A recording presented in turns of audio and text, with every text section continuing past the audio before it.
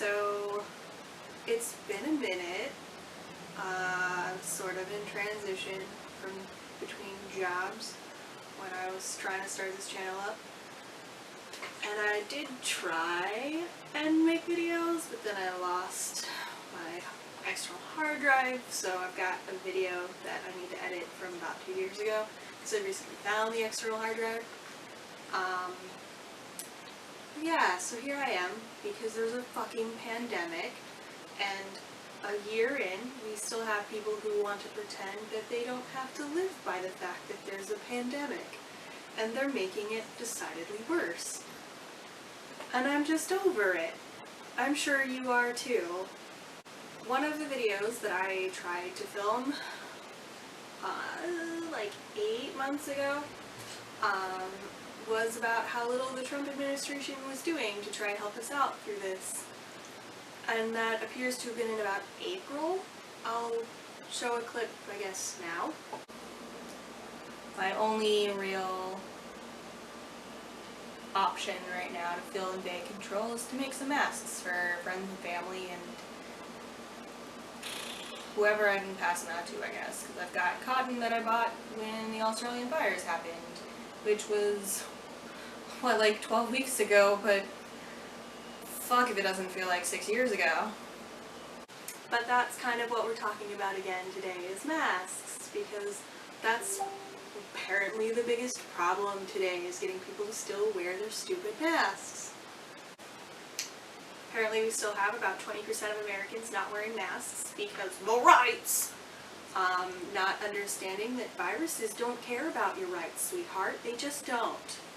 So I, like I'm sure basically everyone, has a huge mountain of masks that they've been wearing because we're not assholes. But we can't say that about everyone. In prepping for this video over the last like 4 hours, building myself up to do this, I looked at the death rate today, and we are currently at about 417,000 deaths. Every state has effectively lost a mid-range city, small to mid-range cities worth of people. And I don't think that people are really contextualizing what that's going to do to the economy, just losing a city out of every state worth of dollars being spent. I know that one of the main arguments against all of the COVID regulations is the economy, and what are we going to do about the economy? But you have to stop and think about how many people aren't capable of spending money when they're dead, and the number of people that have said, well, I think losing 1% of Americans is okay as long as the economy doesn't die, without doing the math on the fact that 1% of Americans is roughly 3.25 million people.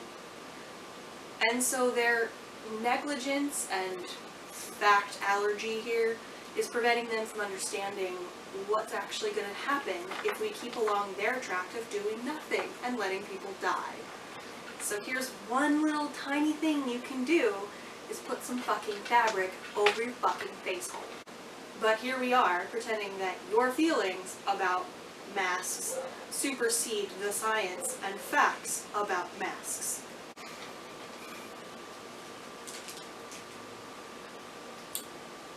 But before we get to why you should be wearing a mask, or the later part of the video where I'll be teaching you what you can do to make a mask, if for some reason you can't find any ever, or you just don't want to buy a pre-made one, whatever, I'll be showing you how to make one.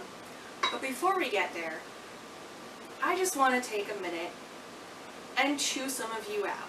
Because honestly, as a military brat, the last year of hearing so many people talk about how they just can't go 4 weeks, 8 weeks, 2 weeks without seeing some of their family members makes me very angry. And I don't know how to articulate that without just screaming. Because some of you, I get it, family's important, but some of you can't seem to put even the most minute amount of sacrifice into caring about your own family, and that, beyond boggling my mind, makes me so frustrated that the same people who can't put this fucking tiny little amount of sacrifice into their lives right now are the same people that yellow ribbon everything, that support the troops, that have that fucking green line flag.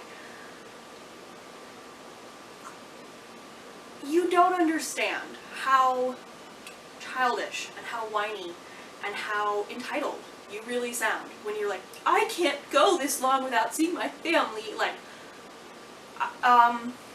here's a real personal story. My grandmother died freshman year of college. She didn't recognize who I was.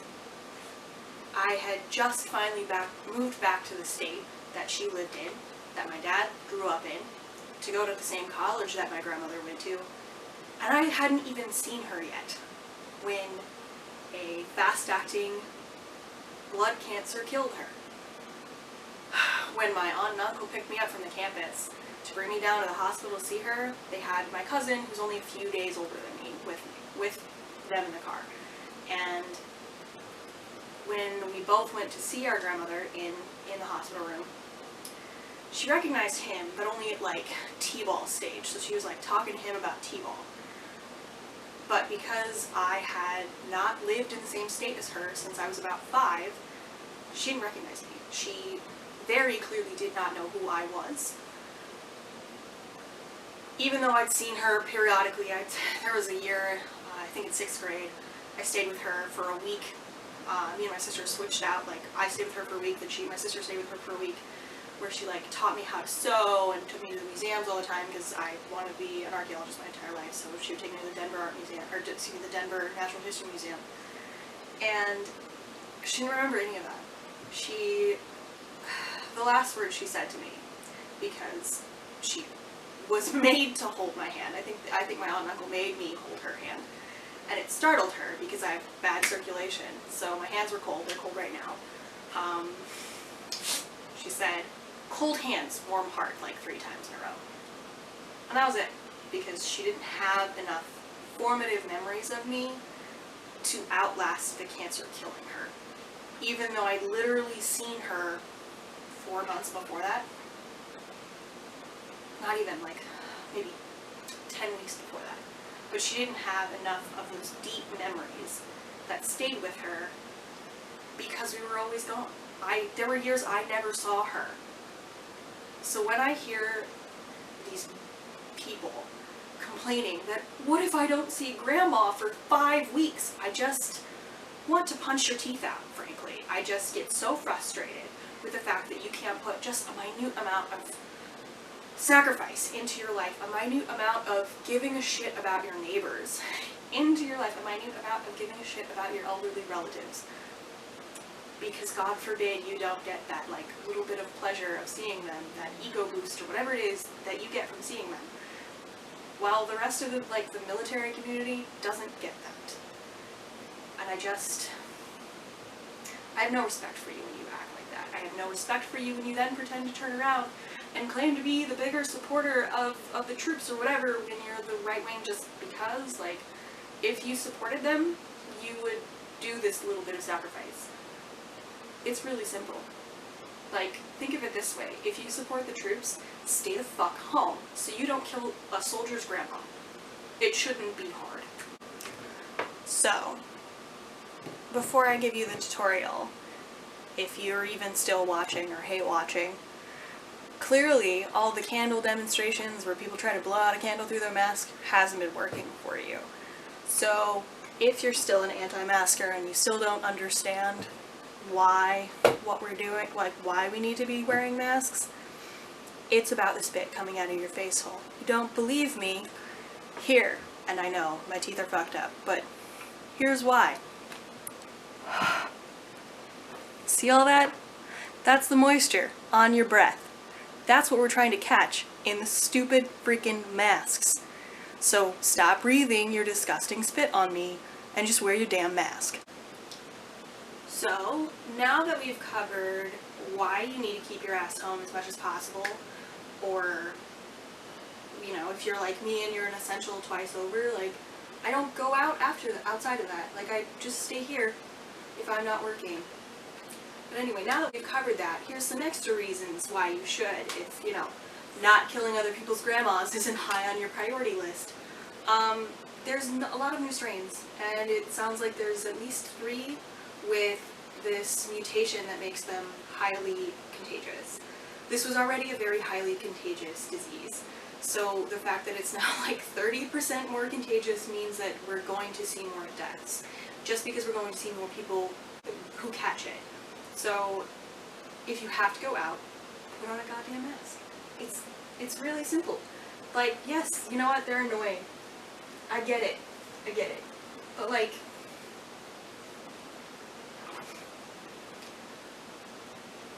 you can still fucking hear what I'm saying. Deal with it. So above and beyond the fact that we now have these other strains because evolution is doing its thing and the virus is mutating, this today, Sunday, is 4-ish days into the new administration, and it came out on Friday that there wasn't a vaccine rollout plan. There wasn't a stockpile of vaccines either. There just wasn't a response from the previous administration, which, like, called it. I hate that I called it, but like, duh, we kind of looked around and this is clearly not happening. So we only have masks at this point. So I'm sure, like everyone, I have been, you know, just trying to figure out what to do mask-wise, because there's not very much to go on. I did link in the description an article I came across talking about like what kinds of masks you should be using, and unfortunately I'm not even following that. Apparently the best option if you're doing reusable like I am, because I am much more about environmentalism, so I just can't stand the disposable nature of these surgical masks, especially because like I work outdoors and I see them where they shouldn't be. I found them out in the wilderness, like they're blown around. But they're suggesting 3-layer. I've been wearing 2-layer cotton masks pretty much this whole time. I started out with all my bandanas because, like, as an archaeologist, I already had a shit ton.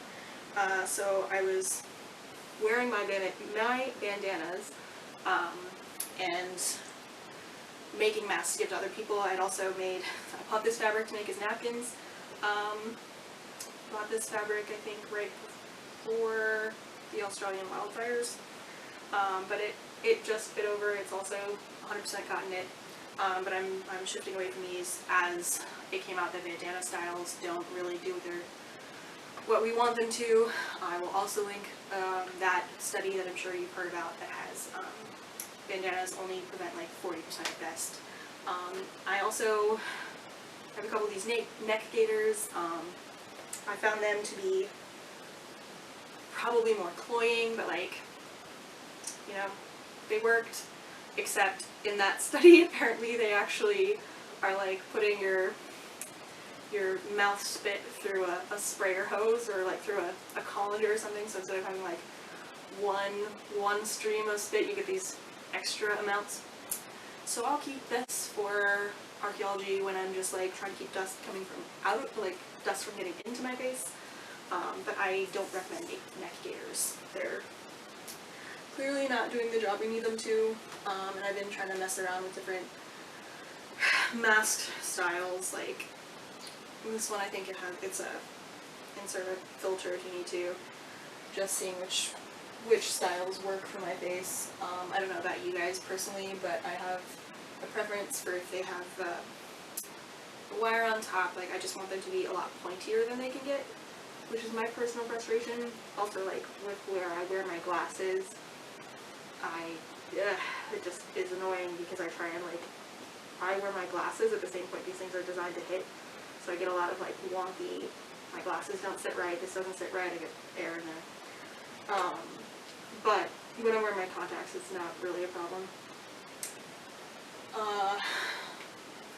And then I've been sewing my own patterns, so I've just been following like a easy 1920s-ish style, like, you know, the cheesy, all the fabric masks you see pre like 1970 mask pattern where I'm doing a box pleat instead of a unilayer or like a one layer for a one direction pleat. I just find the box pleat gives you a better stretch. It opens up wider. It's just nicer. I am selling all my extras. I'm making a crap ton that I am giving away to friends, keeping for myself. but the extras I am listing on Etsy, that listing went live today. If you buy a mask from me, I will be sending $2 to the food bank nearest to you as a thank you for buying and wearing a freaking mask. Also, if you buy a mask from me, I'm not going to be sending it from my home address because I'm announcing this on YouTube and like, I'm not that stupid. So if you buy it from me and for whatever reason the address is wrong, I'm going to be sending it to a place near you that accepts donations as the return address. So that if, accepts mask donations. So if for whatever reason you don't get it, you can know that I will refund you. That $2 went to a food bank and the mask went to someplace like a veterinary clinic or whatever that needs masks. With no plan in place, this by necessity means we're going to be in masks longer. Period. Like, life sucks, get over it kind of period. Just find ones that you're comfortable in. In my opinion, make it fashion. We're just gonna be in masks longer. Like, we just have to accept when things are shitty. This is one of those times. So,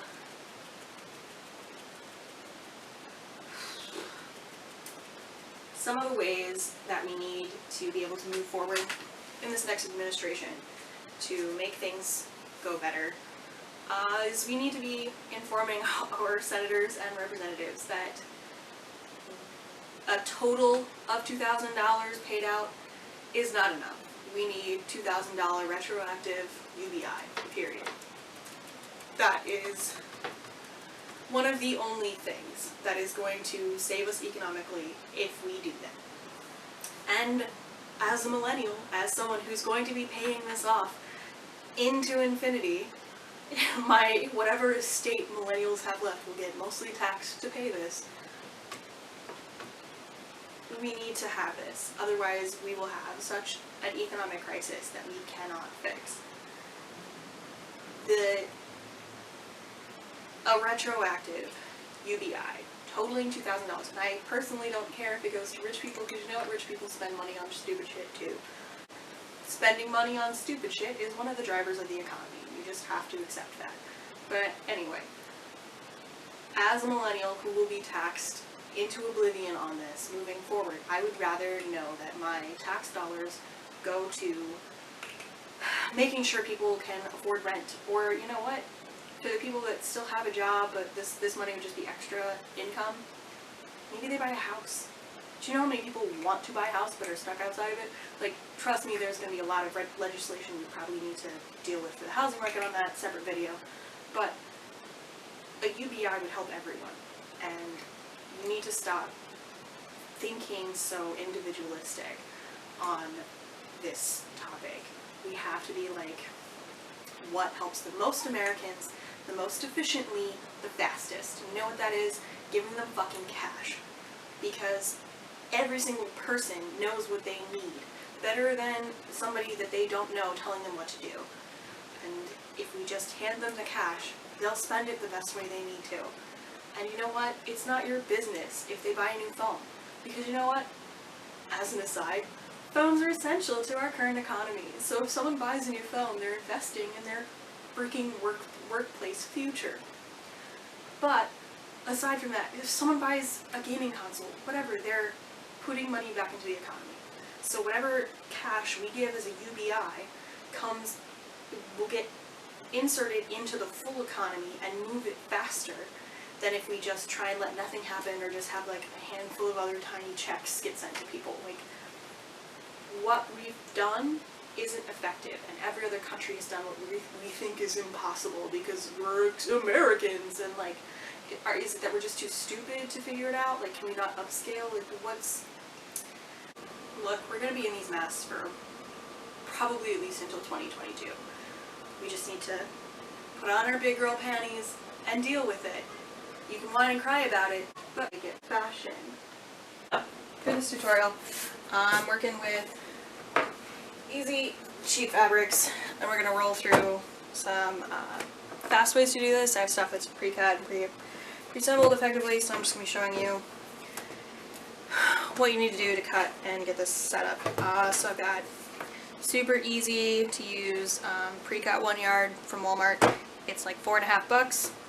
This, I believe, is a half a yard from Joann's, so it would have come out to probably roughly the same. So this is actually a better deal.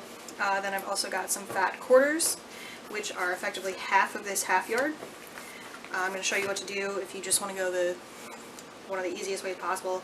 This will make 6 masks in my pattern. This makes 3 masks in my pattern, and these together will make 3 masks plus some extra, because this is going to be the straps and this is the main fabric, so it's a little bit more math complicated if you do 2 fat quarters, but you know, you do you. Aside from fabric, you will need your scissors, measuring tape, but only for a little bit, and then pins, which are buried deep in my sewing bag. Let's pull this out. My magnet pin thing. I use a thimble because I'm hand sewing everything, so obviously also thread. I've been doing thread in contrast colors. This is actually for my pink flowery mask, but you do whatever you want. If you want to go the cheapest route possible, that will still work. So let's just get this started. So my mask pattern is super easy. It's 9 inches by the width of your fabric, because I just don't believe in making that much waste and making this as easy as possible. Easiest, we'll just run with the full yard to start. So I've already made, frankly I lost track of how many I made. I had bought a bunch of fabric at the start of the hellscape that was 2020. So I had a bunch of yardage that I was making masks with instead of sending stuff to Australia, because by the time I was ready to start sewing, they didn't need anything anymore. But, you know, life gave me a reason for it anyway. So here we've got 1 yard of fabric. This is a calico cotton. It's a pretty densely woven thing. This is what everyone's going to be telling you to buy for your fabric for making masks. I don't even bother cutting off the salvage. We leave that on there. That gives you a nice easy edge pre-done for your ties. You don't have to worry about it fraying. And since everything I've got is based off of effectively a 9 or a 3, this gets super easy. So, got our 36 inches, our 1 yard. Take your center at 18. And then I just rough cut straight across. This pattern's a little bit harder to follow, so I'll try to keep this. Half the time I just pick a part of the pattern and follow it, because you're going to stay roughly in that same line of the pattern, but this one seems to be slightly jaunty, so like here I'm at the top of the flowers, I'm not going to be at the top of the flowers till there. So I'm just going to kind of keep a guide for myself, but there is no reason to make this more complicated than it needs to be. Let's go for slightly more utilitarian at this part of the pandemic. You can go buy a fancy pattern mask from somebody who is doing all those, and I've seen some really cool ones. I really like that weird little triangle for the bridge of the nose thing, but I'm not sewing that because that's more complicated. This is something I can sew at work. I can stand there doing my monitoring and hand sew, which lets me fidget, which I don't know if it was visible. I have to have fidgeting items with my little fidget dodecahedron, because fidget cubes still aren't enough sometimes. Okay, so mask fabric, tie fabric. That's how we're splitting this up. So your mask needs to be 9 inches long by a certain amount wide. So I just do 9 here. It's super easy. Again, I'm going to follow roughly 9 inches because it doesn't have to be perfect because of the size of this mask. This allows it to be highly adaptable to different face sizes. So I've been making them for everybody, for people with smaller faces than mine and for people with larger faces than mine. They seem to work because of the inherent stretch involved in making that box pleat compared to the other pleats. I'll show you the single line pleats, or like the unidirectional pleats that like Joann's masks are. I bought a few of those because I'm lazy. Alright, cool. Now have 2 sections of 9 inch by 42 inch, because that's your bolt width is 42 inch. So now I just divide this into thirds because I'm lazy. Because I am so lazy. So we're not quite at a third there, so I'm gonna pull this up just a little bit. Make sure I get as close to a third as possible. Cool. That looks to be roughly a third. So next, just pull taut in there and cut it. Don't have to make it special. Don't have to make it too complicated. Alright, do the same thing on this other side, where you're going to have a little bit more fabric to cut through.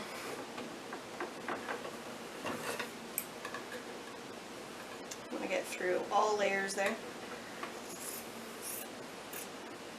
Just cut out. Awesome. Super easy. Now you've got your masks for both sides for 3 masks. So I just set these aside until I'm ready to start pinning. We'll do this one in a second, off camera. Now, don't even waste your time trying to be precise. My ties, I'll start them as 1.5 inches wide because that's how you divide down. I've got this 18-inch, I need to make 12 single ties. It's basically just making straight grain binding. So I'm just going to divide this again in that 9 inches, and then I'm going to divide that into 3s. And each set of 3 will be enough. I'll cut that in half for each mask. So I'll show you what I'm talking about because that sounds complicated. Just coming out of my face. So again, measure across. We have 18. Let's find that 9 inches.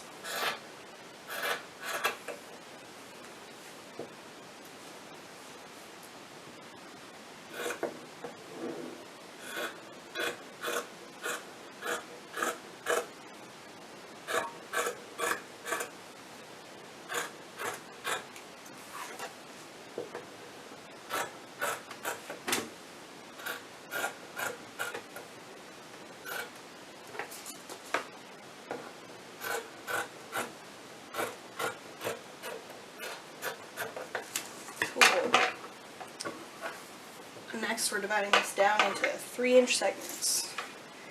So, first at 6, get myself a little line there, make it easy. 6, and at 3, so I don't have to come back and redo it. 3. So again, if I don't drop my tape measure,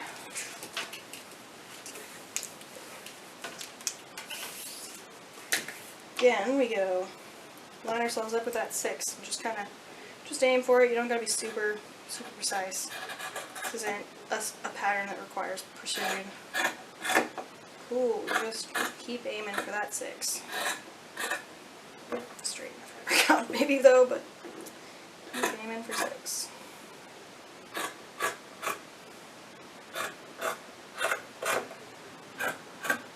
If it wiggles a little bit, you're fine. Like I said, this is a utilitarian version. Alright, so we're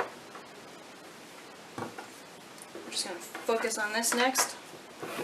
This is to make 1 set of ties for masks. I need to, instead of even bothering measuring, I'm going to cheat. Fold this over and cut it in half, same way I just did those masks.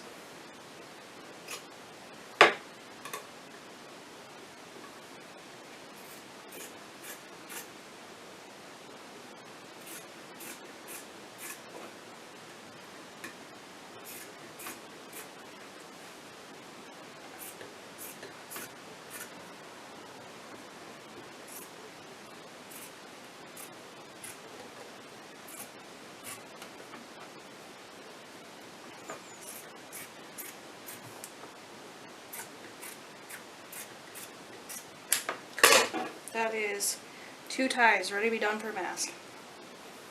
Now I'm going to do the rest off camera because I'm not trying to make this video forever. Chill. So we've got all that cut. We're going to move on to showing you a half yard. So half yard is the same thing but half the work. Should be super easy. So here we go. We got 18 inches, a half a yard of fabric. Going to literally do the exact same thing. This one's a little bit uneven, so I'm going to square that up before I try and cut masks out of that. Cool. Awesome. Super easy. Now I'm just going to snap because this is too much work for me to give you that, and I don't want to get my phone from my camera, so gonna again line this up. We've got 19 inches actually. Alright, cool. So we're gonna do, anyway, so just pretend it's 19 or 18 inches, you're gonna pick your 9 and go, so.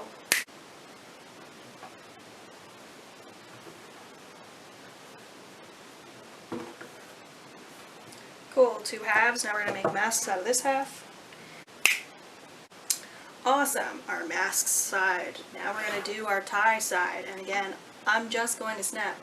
But like I said, we're going to find roughly 3 inches here, cut up, and then fold them in half and cut them, because we're not going to be precise, and we're just going to be lazy. Ta-da! Enough for 3 masks out of half a yard of fabric will cost you less than $4 in most locations. Now, moving on to the fat quarters. Okay, our fat quarters. You can read on them, they are 18 by 21 inches, so that 18 is that width again. And that 21 is that half. So that fat quarter unfolded, I had to stop and do my math real quick. We've got 18 inches here wide, but along that fold you drop down to that 9-inch length that we've been doing all our other masks on. Cool. So as you can see, it's just shy, just a little bit shorter than our other 3 masks combined, which works out. Personally, this mask is for me. I got a smaller face. That other one is a little large. That pattern I make is a little larger in my face. So here, what I'm going to do,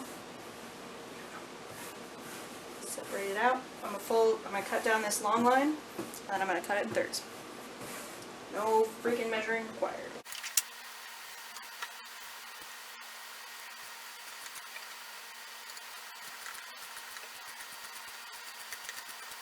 Cool. Now we're going to find that third, roughly there-ish probably. Not quite.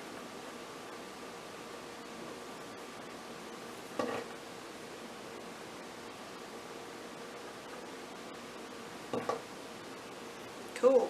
Right about third.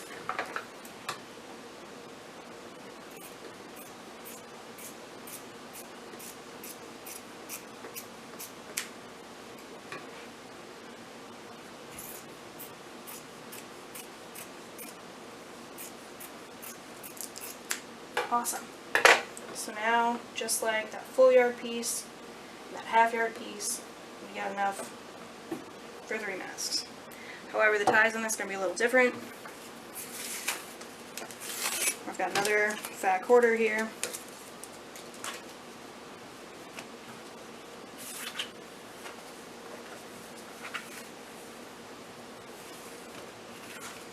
Now these ties are going to be a little bit complicated because instead of the other ones where you can just cut it all the way and you got the whole thing, you're going to have to finish the edges and sew them in. Sew 2 of them together. So, fun times, extra work. But, get a cute contrasting tie. So, again with this other fabric, this other fat quarter, just going to follow that 3.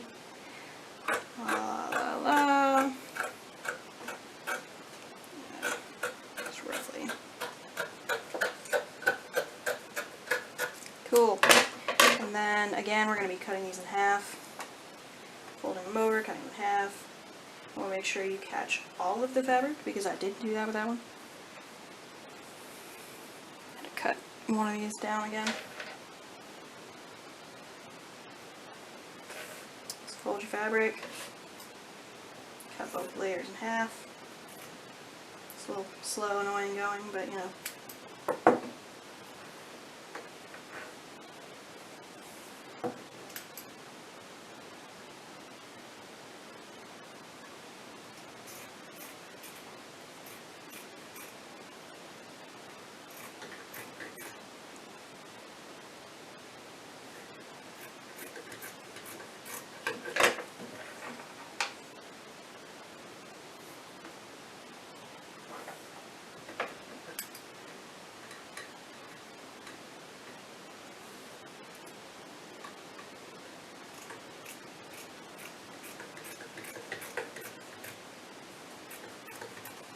Cool. So now you have 4 pieces, except this time you're going to have to stitch 2 of them together to get your full long tie, your full 42-inch-ish long tie. Do the same thing there, and then I have the same thing ready to go. I will show you how to get these start stitched up in the next clip. Alright, next we're ready to start assembly. I'm going to show you how to do the selvage edge. Super easy here. So, pick your matching corners, flip them around. Now we got right sides together. I just pin them 3 pins to a side. We're only going to be stitching this long side because there's no reason to make this harder for ourselves than it is. Same thing on the bottom. And then I will be doing a running back stitch to secure these about 1/4 inch away. If you don't know what a running back stitch is, you're on YouTube, go find it. This video is long enough. But I'm going to do a running back stitch across both of these, and I will get back to you once I got that done. Alright, cool. We've got our first running stitch. An important thing is once I've gone across the first way, I go back and start over and do a running stitch the other way and try and close all these gaps. So I have a gap here, run my stitch there to connect it, and then since I've got two stitches here, I'm going to go ahead and do my back stitch right there. Just making sure it's extra secure with 2 layers of stitching. Alright, ta-da! We've got our 2 rows of running stitches, ran through both sides. Now we're going to flip the fabric, right sides out. We now have a tube that we're going to put a box pleat in. I'm going to show you why we do a box pleat instead of running pleats, or like a series of knife pleats. Knife pleats are less flexible, they give you less open space. So for this, for my box pleat, I try and find the center. So we're talking roughly here, and I want to try and get my pleat up to there. So I hit that center mark, just pin it in place.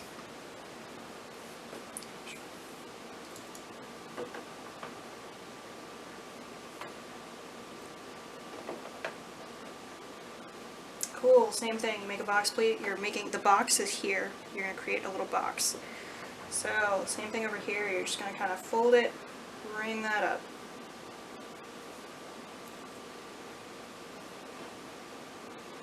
And pin that in place. Can you tell I've been doing a fuck ton of these?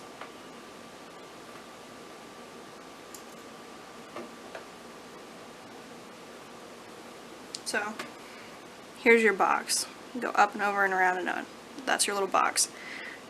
Get that little pocket here. I always wear it with this side in towards my face so that my nose is in that little pocket. Okay, so why do we do this box pleat instead of doing what's on here, these running pleats? It's because my box pleat pattern opens up wider than the larger single direction pleats can. Get like 1/2 inch maybe off that, even though this one is wider when laying flat.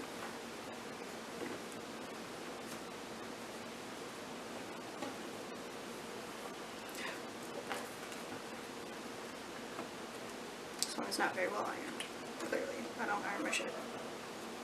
But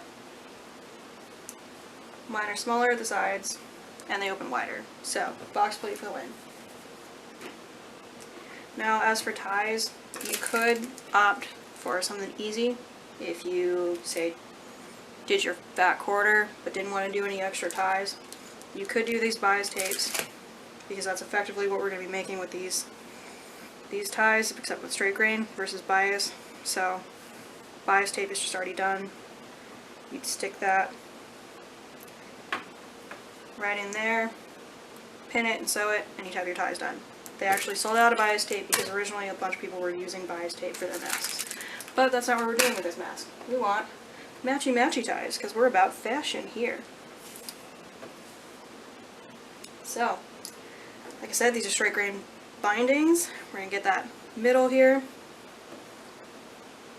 Kind of line it up vaguely with the middle there. Again, remember, we're not being super precise because it does not matter. Hopefully we will only need these masks for another like 14 months tops. But, you know, with the amount of people that refuse to get the vaccine or refuse to wear their masks, who knows? Maybe it'll be 2025 before I can be at a freaking concert again. You selfish pricks. Alright, cool. I have securely pinned that down. Right sides together, obviously. Now I'm going to flip it over. Kind of crease that in. A lot of people will tell you to iron your stuff, but this cotton is, you don't really need to do it. If you just kind of press with your finger, you're going to get a vague amount of ironing. So, I then pin that down, pin that down. Now I'm going to move these pins from the inside onto here to make it easier.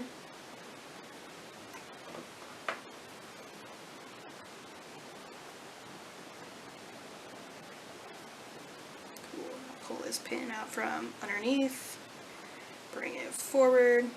We're going to be doing this one more time with the long side, or the top side. Cool. Like that.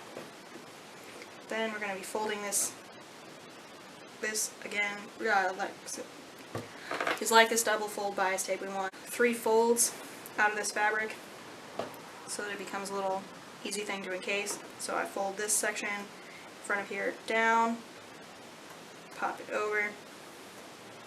So now I've fully encased it. I pull this pin out from the center, pin both sides. Do the same thing over here. And then with this pin.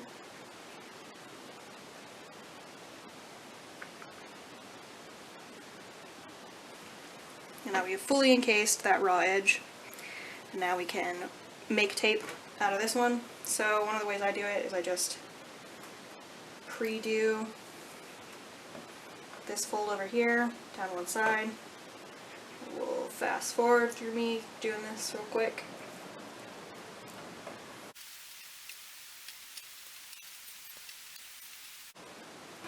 Cool, we got one side done. Now we're going to do that same flip. Just kind of fold it to meet in the middle. You can also look on any of the rest of YouTube to find out how to make straight grain binding in better detail. Now I've got these two pieces lined up. Pin them together. Super fast, super easy. There's no need to make this complicated. So again, kind of lining that up, pulling it up, pulling the pin out, repinning. Clearly I've been doing this a while because now it's just way faster than it was. Initially the pinning was taking me forever and I was dreading it, and now I can just quickly pin it.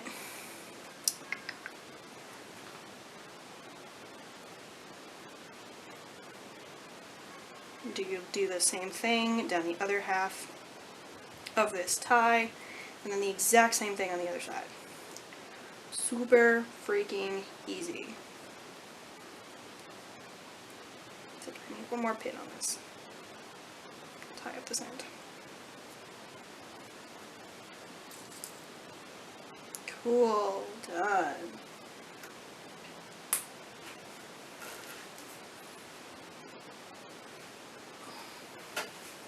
Alright, so then once you're done, like I said, I've been hand sewing. Make sure you got your thimble, your needle, whatever thread. I'm using contrast and complementary threads on all these. This is one of the first ones I did.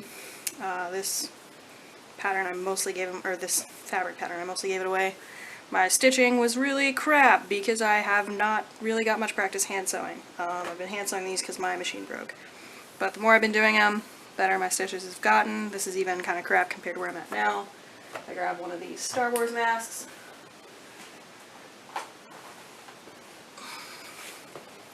Getting them nice and small and contrasting, just to be fun. So the more you do it, it's easy. You don't even have to work that hard. It's just an in and out stitch. Don't even worry about it.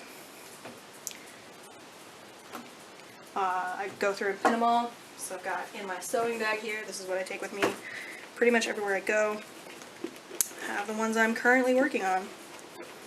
So in here, I have one, you can see I've got my thread halfway out, I've got my needle somewhere in there where I've been working on it. I'm working through the center part. It gets a little easier as you go. Super easy. There's literally no excuse not to be wearing a mask. This stuff will cost you, a yard of fabric will cost you $5.50 with thread, needles, pins. You're looking at less than $10 to make yourself 6 masks, which is cheaper than you can buy each individual mask at this point. So, if you're my relatives that don't seem to understand that wearing a mask isn't about fear, it's just about science, it's just about basic biology, or if maybe you're that chick that only made it through 8th grade science because somebody was giving you all the answers, this is why. Remember, one more time, we're not wearing masks because of fear. We're wearing it because of this. So I kind of made it through the whole video without remembering to do the whole theme of my channel, which is using music videos to talk, or music to talk about the topic. The music you should listen to, I think, to kind of get an idea of where I'm coming, or like the tone of this video, is Ghostwriter by RJD2. Maybe it's just me and the point of my life where I was when I first heard that song, but it sounds both melancholic and persevering, which I think is the only thing, the only two combined feelings that I've been having with the pandemic. Yeah. Also, if y'all could, like, get your shit together so I can go to a concert again, because the last time I went to a concert was, like, Mustard Plug, and at this point I'm so desperate to go to see live music that I even missed the fact that at that show the same 3 dudes kept, like, following me around the room and stepping on me. Like, I actually miss that kind of close contact with other people, so could you just wear your